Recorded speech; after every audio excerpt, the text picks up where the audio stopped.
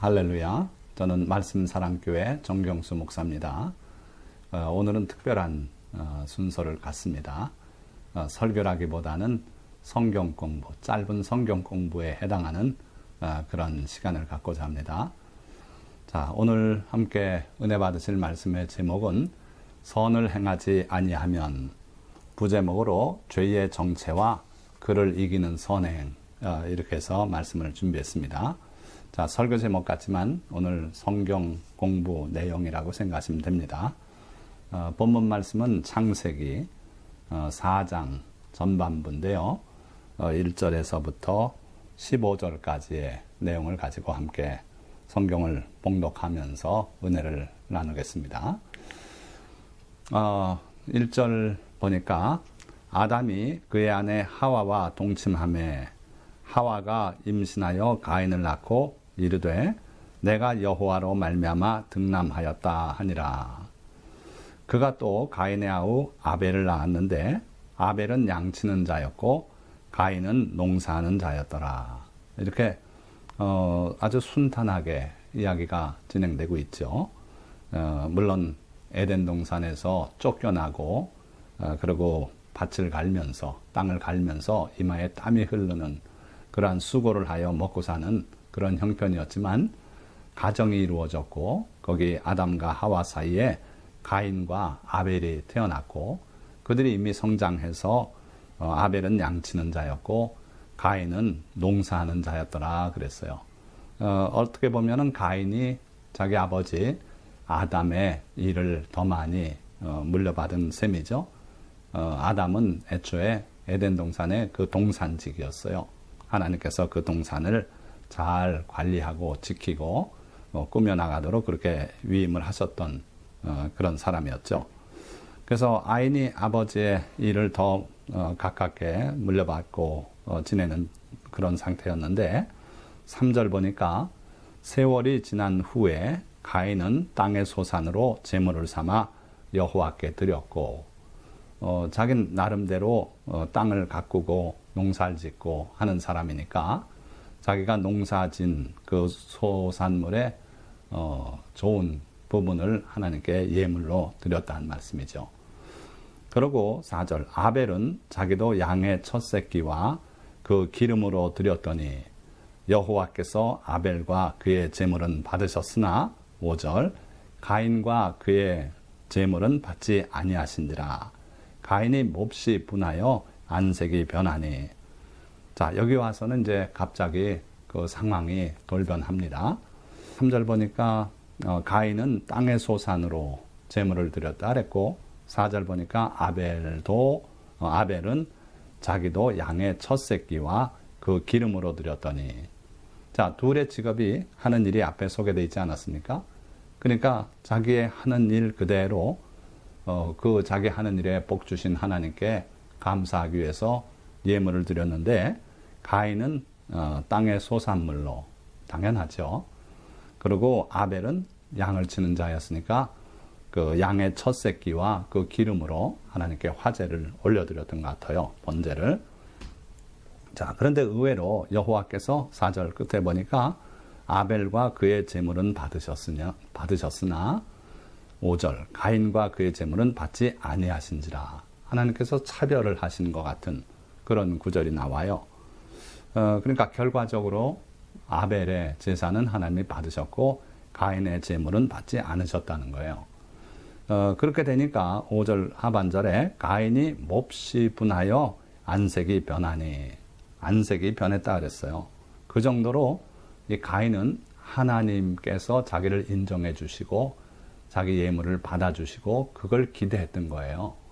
그러니까 오늘날처럼 우리가 하나님 앞에 예배 드릴 때 내 예배가 하나님 앞에 상달되고 하나님께서 향기나는 제물로 받아주시기를 기대하는 마음으로 우리가 예배 드리고 있는가 되돌아보면 오히려 가인만 못했어요. 가인은 그러기를 바랬기 때문에. 그런데 하나님께서 자기 제물을 받지 않으시니까 몹시 분했다 그랬어요.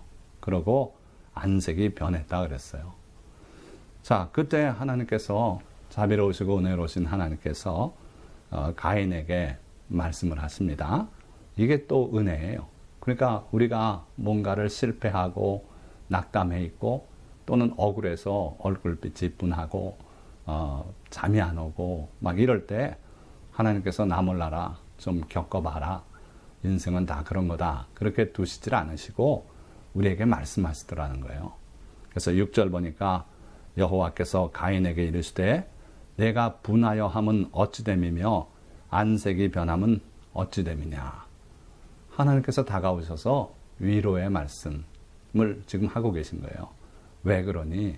왜 무슨 일이 있었니? 하나님 다 아시는 분이에요. 그런데도 불구하고 다가오셔서 그렇게 위로의 말씀을 하시는 거예요. 그러면서 7절 오늘의 가장 중요한 절이라고 보시면 되겠는데 내가 선을 행하면 어찌 낯을 들지 못하겠느냐. 지금 고개를 푹 숙이고 고개도 안 들고 그러고 있는 상황인 것 같아요. 그러니까 하나님께서 내가 선을 행하면 어찌 낯을 들지 못하겠느냐. 지금 문제는 뭡니까? 재물을 안 받아주셔서 이 상황이 됐는데 하나님께서는 그것보다 더 깊은 문제를 얘기하시는 거예요. 그래서 우리는요, 언제나 우리의 당면한 문제를 하나님이 해결해 주시고 복 내려 주시길 바라고 그렇게 기도하고 하는데 하나님께서는 그보다 하나 더 깊은 그 원인을 지금 다루길 원하셔요. 이게 하나님의 은혜예요.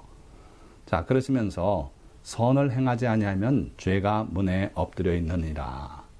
그러니까 선을 행하라는 거예요. 선을 행하면 네가 낯을 못 들을 이유가 없다. 그러면 내가 네 예배를 기쁘게 받았을 것이고 그리고 너에게 응답했을 것이다. 그런데 가인은 삶에 있어서 하나님 앞에 예배는 그래도 그 예배를 하나님이 연락해 주시기를 바라는 그런 마음으로 드렸지만 그의 삶이 그렇게 깨끗하지는 못했다는 거예요. 그래서 하나님께서 그걸 지적하시는 거예요. 선을 행하라. 선을 행하면 네 제사도 내가 돌아보지 않았겠냐. 그렇게 말씀하는 거죠. 자, 우리 성도들이 많은 경우에 이 점에서 잘못된 생각들을 가져요. 행위가 문제가 안 되고 믿음이다. 물론 믿음이 중요합니다. 그러나 믿음이 있다면 그 동전의 뒷면과 같은 게 실천, 행함이에요. 야고보 사도가 분명히 그 내용을 자세하게 얘기했습니다. 아브라함도 결국 이삭을 하나님 앞에 드리는 실천을 통해서 그의 믿음이 의로 여겨졌다 그러셨어요. 그러니까 실천이 없으면 믿음도 다 헛것이고 죽은 것이다고 영혼 없는 몸이 죽은 것과 같이 행함이 없는 믿음은 죽은 것이다. 이렇게 결론을 내리고 있어요. 그러니까 선을 행해야 된다는 거예요. 그래야 우리의 믿음도 또 우리의 예배도 하나님께 연락이 되고 하나님께서 우리에게 응답하시고 복을 내려주신다 하는 거예요. 자, 선을 행하지 아니하면 어떻게 될까요? 7절 거기에 대한 답을 하나님께서 질문하시면서 답을 주시는데 선을 행하지 아니하면 죄가 문에 엎드려 있느니라. 죄라는 놈이 하나님께서 여기서 죄를 분명히 의인화했어요. 그래서 죄라는 존재가 내 문 앞에 엎드려 있다. 날마다 너를 노리고 있다는 거예요. 문 앞에 싸나운 짐승이 와서 엎드리고 있다고 생각해 보세요. 아, 그거 기분 좋습니까? 그렇지 않잖아요. 그런데 우리가 죄를 싸나운 짐승처럼 보지 않고 그저 막연하게 죄라는 생각만 가지고 살아서 그런데 하나님의 입장에서 볼 때 죄는 너를 해칠 수 있는 싸나운 짐승 같은 존재다. 그런데 그 짐승이 내 문 앞에 너 매일같이 드나드는 문 앞에 엎드려 있다고 생각해봐라. 어떻게 해야 되겠습니까? 어떤 수단을 써서라도 두들겨 내쫓고 잡아버려야 되지 않겠습니까?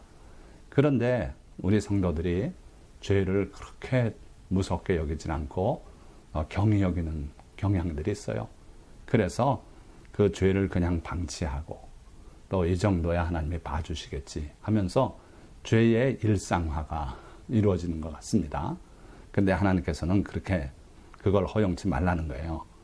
자, 죄가 너를 원하나 너는 죄를 다스릴지니라 이렇게 말씀하고 있어요. 죄가 거기에 엎드려 있는 이유는 뭐라고요? 뭐 빵 부스러기 주면 그거 받아 먹으려고 엎드려 있겠습니까? 독사 같은 게? 그렇지 않거든요. 그놈이 거기 엎드려 있는 이유는 하나님께서 결론 내리신 거는 너를 원하기 때문이라는 거예요. 그러니까 내 영혼을 사로잡고 너를 그의 수하에 넣기 위해서 죄가, 사탄이 내 문 앞에 엎드려 있다. 그렇게 말씀하는 거예요. 그러시면서 그럼 큰일 나지 않았습니까? 어떻게 하면 좋겠습니까? 보니까 소망이 여기 있어요. 너는 죄를 다스릴지니라. 하나님께서 우리에게 아담과 하와를 만드시고 축복 또 명령을 동시에 주셨는데 그게 뭐냐 하면은 생육하고 번성하라 명령이에요. 그러나 그게 또한 축복이었죠. 생육하니까 자식을 낳고 가정을 이루고 후손이 번성하고 얼마나 좋습니까? 복인데 그게 또 명령이에요. 그러니까 축복 명령인데 그 뒤에 또 뭘 말씀하냐면 이 땅을 정복하고 다스리라. 모든 짐승, 새, 공중의 새, 물고기까지 다 다스리고 또 이 땅을 정복해라. 그 당시에는 인간은 둘 뿐이 없었어요. 그런데 그 넓은 세상을 결국 다 점령하라는 거예요. 생육하고 번성해서 우리 인간이 주인이 되는 그런 세계를 만들어라. 그 하나님의 축복 명령대로 지금 되지 않았습니까? 지금 사람의 발걸음이 닿지 않는 곳이 어디 있습니까? 참 남국에도 우리 대한민국도 세종기지라고 짓고 거기에 과학자들이 상주하지 않습니까? 안 가는 데가 없어요. 끝까지 다 가요. 저 바닥 깊숙이 10km까지 내려가서 탐사를 하고 그렇습니다. 그러니까 하나님의 명령은 헛명령이 없어요. 할 수 있는 것, 또 실제로 그렇게 이루어질 것을 우리에게 축복, 명령으로 주고 계신 거예요. 자, 그런데 죄에 대해서도 지금 거의 동일한 명령을 주고 계신데 너는 죄를 뭐 하라고요? 다스릴지니라. 죄가 결코 너희를 이길 수 없다는 거예요. 우리는 죄를 다스리고 이겨내고 정복하고 쫓아낼 수 있다는 겁니다. 어떻게 그렇게 가능합니까? 예수 그리스도의 이름으로 예수님이 십자가에서 그 죄값을 다 치르신 것을 고백하고 여러분들이 그렇게 주장하면 돼요. 죄가 우리를 시험하고 다가올 때 나사렛 예수 그리스도의 이름으로 명하노니 물러갈지어다 하고 사탄을 쫓아내고 그 죄의 원흉을 이겨낼 수 있다는 거예요. 자, 그래서 하나님께서는 창세기 4장 7절 가장 복된 명령을 또한 우리에게 주고 계신 거예요. 자, 그랬는데 그 말씀대로 우리가 살면 얼마나 좋겠습니까? 가인이 그 말씀을 듣고 하나님 감사합니다. 제가 그걸 모르고 그렇게 원망하고 불평하고 했는데 앞으로는 그렇게 살겠습니다. 선을 행하겠습니다. 자, 그러면서 분발했다면 아무 문제가 없었을 거예요. 그런데 가인은 그 하나님의 말씀을 듣고 반발하고 그러고 실천을 안 했어요. 바로 8절에 이런 내용이 나옵니다. 가인이 그의 아우 아벨에게 말하고 그들이 들에 있을 때에 가인이 그의 아우 아벨을 쳐 죽이니라. 얼마나 불행한 사건이 일어나지 않습니까? 가족끼리, 형제끼리 형이 동생을 쳐 죽이는 일이 벌어진 거예요. 그것도 하나님께서 경고하셨는데 은혜로운 말씀으로 그 죄를 이길 수 있는 길을 말씀하셨는데 그게 뭐라고요? 어떻게 하면 죄를 이길 수 있다고요? 선을 행하라는 거예요. 선을 행하라. 그러니까 우리가 뭔가 논리만 따지고 그런 게 아니라 실천을 하는 거예요. 예수님께서 그래서 내 이웃이 누굽니까? 하고 묻는 그 질문에 결국 뭐라고 대답하십니까? 사마리아인 비유를 쭉 들려주시고 끝에 가서 너도 이와 같이 행하라. 그렇게 말하지 않습니까? 그러니까 선을 행하는 거예요. 그래야 결국 우리는 악의 유혹을 물리치고 이기고 그리고 하나님의 백성으로 설 수 있다는 거예요. 여러분들이 문제가 주로 어디서 나오냐 하면요. 아무것도 안 하고 그러고 몽상 속에 빠질 때 그때 사탄이 우리에게 영향을 많이 끼쳐요. 그래서 잘못된 길로 그렇게 나가는 경우가 많아요. 바빠서 막 일하고 할 때는 그럴 짬이 없습니다. 그래서 하나님께서는 선을 행하라.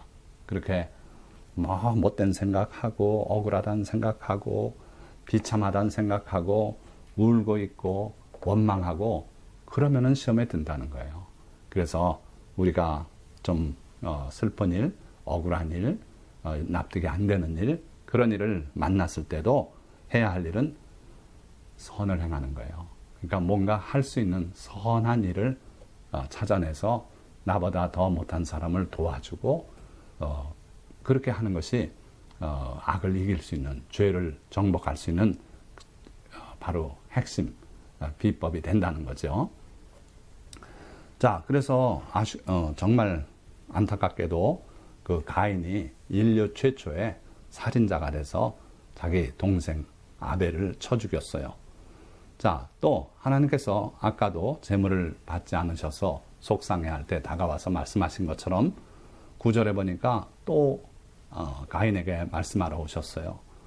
여호와께서 가인에게 이르시되 9절 내 아우 아벨이 어디 있느냐? 그가 이르되 내가 알지 못하나이다. 내가 내 아우를 지키는 자니까. 얼마나 뻔뻔한 이야기를 하는지 몰라요. 사람이 죄 가운데 빠지면요, 아까 죄를 의인화하시지 않았습니까? 사탄이기 때문에 그래요.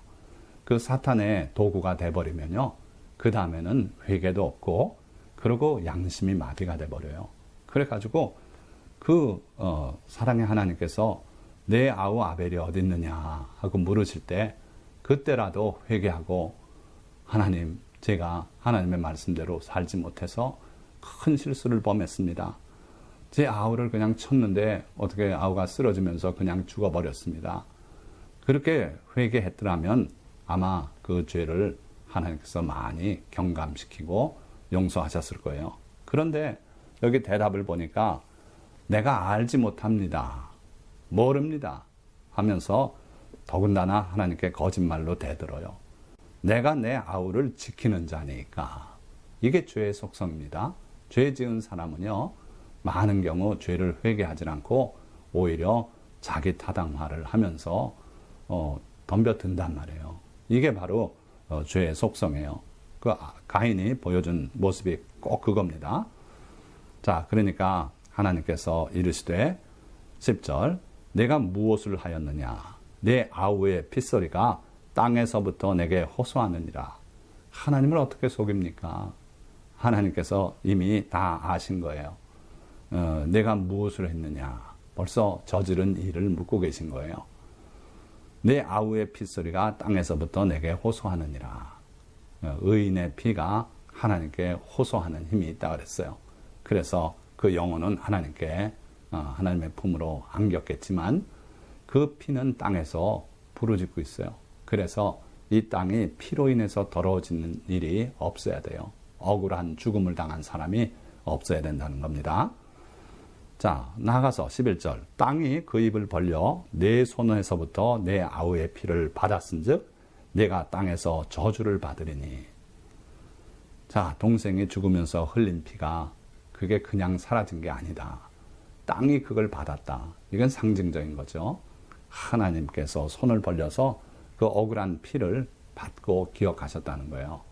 그래서 그 핏소리가 내게 호소한다 말씀하셨고, 그리고 11절 그래서 그 피를 받았은즉 내가 땅에서 저주를 받으리니. 보십시오. 죄는요, 한번 저지르고 그러고 망각되고 그 죄를 누가 모르려니 해도요, 실제로 모르고 미제 사건으로 넘어가는 경우도 없지 않아 있습니다. 드물지만. 그러나 그런 경우라도 그 죄가 사라지느냐? 그렇지 않다는 거예요. 반드시 그 죄 때문에 저주를 받게 된다. 벌을 받게 된다는 거예요. 자, 벌을 하면은 우리가 두 가지 측면에서 생각할 수 있는데, 내적인 벌이 있어요. 그래서 살인을 저지른 사람은 평생 그걸 잊지 못하고 그 일을 되새기면서 어둠 속에 자기가 갇힐 수밖에 없어요. 또 두 번째 내용이 있는데, 그거는 그야말로 외적인 일이에요. 그래서 잡혀서 사형을 당하든지 또는 종신형을 받든지 교도소 생활을 하는 그런 것이고요. 지금 가인의 경우는 어떤 그 벌을 받게 되는가 보세요. 12절 내가 밭을 갈아도 땅이 다시는 그 효력을 내게 주지 아니할 것이요 너는 땅에서 피하며 유리하는 자가 되리라. 그러니까 그동안엔 땅을 갈면 열매가 열렸어요. 풍성하게 수확이 됐어요. 비록 땀 흘려 일하고 가시에도 찔리고 했지만 풍성한 열매가 늘 있었어요. 그래서 그 열매를 가지고 하나님께 제사를 드렸던 겁니다. 그런데 앞으로는 땅이 다시는 그 효력을 내게 주지 아니할 것이다. 실제적인 저주가 다가와요. 사람이 노력만 하면 뭐든지 이 정도 대가는 있다. 그렇게 생각하기 쉬운데 그렇지 않아요. 저주가 하나님께서 내리시는 저주가 내려오면은요 하는 것만 안 돼요. 그 우리말로 자빠져도 코가 깨진단 말이 있잖아요. 뒤로 자빠졌는데 어떻게 코가 깨집니까? 그게 저주 가운데 있을 때 그래요. 접신물에도 빠져 죽는다 그래요. 그러니까 그게 있을 수 없는 일인데도 그런 일이 벌어져요. 그래서 성읍에서도 저주를 받고 들에 나가도 저주를 받고 그 하는 일이 손대는 일마다 안 된다 이거예요. 이게 저주예요. 그런데 하나님께서는 가인에게 그 죄에 대해서 저주를 선포하셨어요. 그래서 다시는 그 효력을 내게 주지 아니할 것이다. 따라서 너는 땅에서 피하며 유리하는 자가 되리라. 그동안엔 땅이 열매를 맺어줬기 때문에 땅에서 농사짓고 하는 그 즐거움으로 살았어요. 근데 앞으로는 그 즐거움이 없어져요. 그러니까 할 일이 없으니까 농사를 못 짓고 유리하는 자가 돼요. 여기 저기 떠돌아다니면서 남의 신세 지고 일가 친척한테 가서 빌붙어서 얻어먹다 또 쫓겨나오고 이런 참 비참한 처지가 된다. 이게 다 죄로 인한 저주가 가져오는 결과입니다. 자, 13절. 가인이 여호와께 아뢰되 내 죄벌이 지기가 너무 무거우니이다. 항상 이 죄는요 우리에게 징벌을 가져오는데 그 징벌, 즉 죄짐이 우리 어깨를 누르는 거예요. 그래서 죄 없는 사람 없는데 다 그 죄짐이 크고 작고 있어요. 그래서 그 죄짐을 예수님께 나가서 풀어놔야 돼요. 죄라는 것은요 짓는 순간 그 죄짐이 우리에게 얹혀져요. 그래서 그 죄를 용서함 받고 그 죄짐을 벗어버리기 전에는 그 죄짐이 우리 양심을 누르고 어느 곳에 가나 떠나지 않고 있는 것입니다. 자, 그러면서 이렇게 고백을 합니다. 14절. 주께서 오늘 이 지면에서 나를 쫓아내시온즉 내가 주의 낯을 배웁지 못하리니 내가 땅에서 피하며 유리하는 자가 될지라. 자, 자기가 이제 이후에는 하나님 앞에서 쫓겨날 걸 알았어요. 하나님께서 나를 다시는 보지 못할 것이다 하는 얘기를 안 하셨지만 가인은 이미 알았어요. 그래서 이곳엔 내가 더 이상 있을 곳이 없고 내 아버지 어머니 뵐 면목이 없고 그리고 내 동생의 피가 흐른 이 땅에서 내가 뭘 해도 되지 않고 그래서 그곳을 떠날 생각을 합니다. 그래 가인은 나가서 방황하고 유리하는 떠도는 그러한 신세가 되고 맙니다. 그런데 딴 곳에 가더라도 그의 마음속에는 두려움이 있어요. 죄에 의한 죄의 결과로 오는 죄짐이 그 마음속에 지울 수 없는 두려움, 근심, 걱정을 가져다 줍니다. 그래서 오늘날 현대인이 평안치 못한 것이 죄 때문이라고 보는 거예요. 우리가 주님 앞에 죄를 다 용서함 받고 깨끗이 씻게 되면 늘 기쁨이 넘쳐서 성령께서 오셔서 동행하시고 그리고 숲속의 새와 같이 그렇게 즐거운 노래를 부를 수 있을 것입니다. 자, 그러면서 그가 염려하는 것은 무릇 나를 만나는 자마다 나를 죽이겠나이다. 죽음의 두려움을 가져요. 사람은요, 자기가 누구에게 해를 끼친 그 해가 자기에게 다가올 걸 두려워하는 마음이 생기는 거예요. 그래서 가인도 자기가 저지른 그 일을 자기가 또 당할까봐 두려워하게 된 겁니다. 그때 하나님께서 세 번째 말씀합니다. 여호와께서 15절 마지막 절입니다. 그에게 이르시되 그렇지 아니하다. 가인을 죽이는 자는 벌을 7배나 받으리라. 하나님께서 죽음만은 면하게 하셨어요. 하시고 가인에게 표를 주사 그를 만나는 모든 사람에게 죽음을 면하게 하시니라. 자, 신학자들은요, 이 표가 뭔지 별 논란을 다 합니다.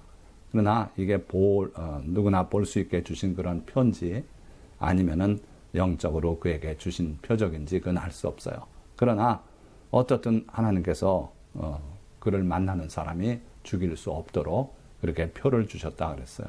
그러니까 참 하나님은 우리가 죄 가운데 있을 때라도 자비를 베풀어 주세요. 그래서 가인이 두려워하는 죽음에 대해서 하나님께서 그것만은 면하게 해주시는 최소한의 은혜가 있었던 겁니다. 자, 그래서 오늘 우리가 창세기 4장 전반 부분을 공부했는데 여기서 죄에 대한 그 기본적인 그 원리를 하나님께서 상세하게 설명하셨어요. 죄라는 것은 결국 그 의인화시킬 수 있는 그런 존재가 우리를 삼키려고 기다리고 유혹하는 것이 바로 그때 넘어가서 일을 저지른 그게 죄다 이거예요. 원수 마귀가 우리를 죄로 늘 유혹한다. 그래서 예수님은 뭐라고 우리에게 기도를 가르치셨습니까? 다만 악에서 구하옵소서 이렇게 기도하라 그러셨어요. 그런데 거기 악이라는 것이 추상적인 악이 아닙니다. 그게 원어를 보면 정관사 플러스 형용사꼴로 나와요.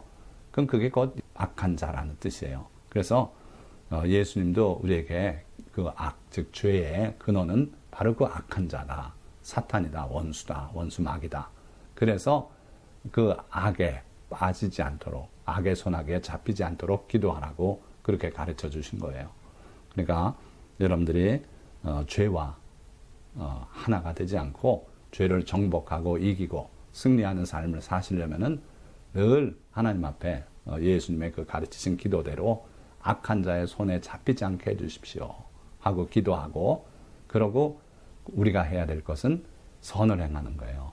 착한 일을 하고 남을 불쌍히 여기고 그렇게 실천하는 일을 할 때 우리에게 죄가 다가와서 우리를 지배할 여력이 없어요. 그럴 기회가 없어지는 거예요.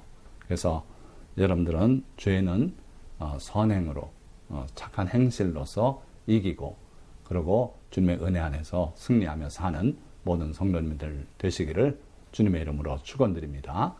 기도하겠습니다.